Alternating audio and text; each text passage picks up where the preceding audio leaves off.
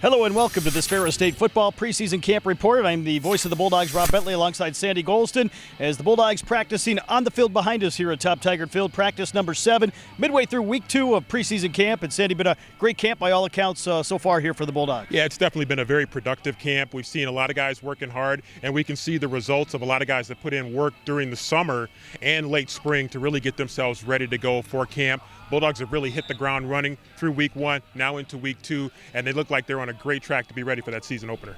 Head coach Tony Anise mentioned GLIAC Media Day. The Bulldogs have 2 starting quarterbacks, Carson Golker, Trinidad Chambliss, 2 guys that have kind of been leaders on the offensive side, and both have looked really sharp here early on. Yeah, what you love about those 2 guys is that they both put in a lot of work in the offseason. They both came into camp ready to go, in shape, ready to compete.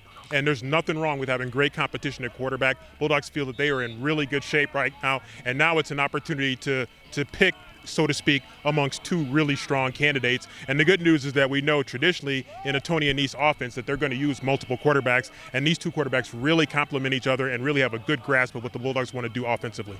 Really helps for those 2 guys having a veteran offensive line, guys that were young maybe the last 2 seasons that have really kind of grown up in the system, and they've looked like a sharp unit here so far. Yeah, that's a great point. You mentioned a couple of years ago we were talking about how that offensive line was a very young group and they were going to have to gain some experience. Well, they've gained that experience now, and they're gaining confidence, and they really are feeling what that system does, what they want to do in terms of running the football, passing the football. They're really getting a good grasp. Their confidence level is starting to soar, and they're going to be looking good for the Bulldogs to be able to fully execute the offense that they want to run.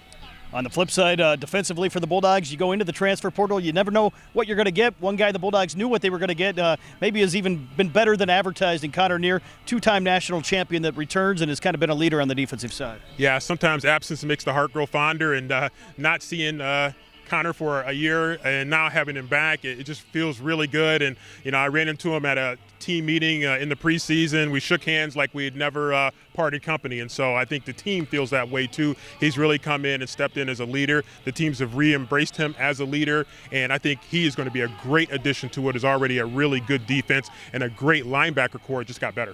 Of course, the Bulldog defense in several other positions, even on the offensive side, some new guys that have been brought in and guys that are really adapted well here to the system so far. Yeah, and I think one of the good things is when you have great leadership, when you bring in new guys, you really work hard not only to make sure that they're the right fit for your program, but then once they actually get here, how can you work to integrate them into the program? And so that takes buy-in on both sides. It takes buy-in from the new guys, and it takes buy-in from the veterans who are maybe here who have to accept that person into the family. And we've seen that really work well here this fall and in the summer. Bulldogs have had great weather throughout fall camp here so far. A couple more days of practice this week. Media Day coming up along with Photo Day on Saturday, a chance to take the team photo. And then really the preparation really starts for Pitt State starting next week. Yeah, I mean, the weather's been spectacular, as you might be able to see today watching this video.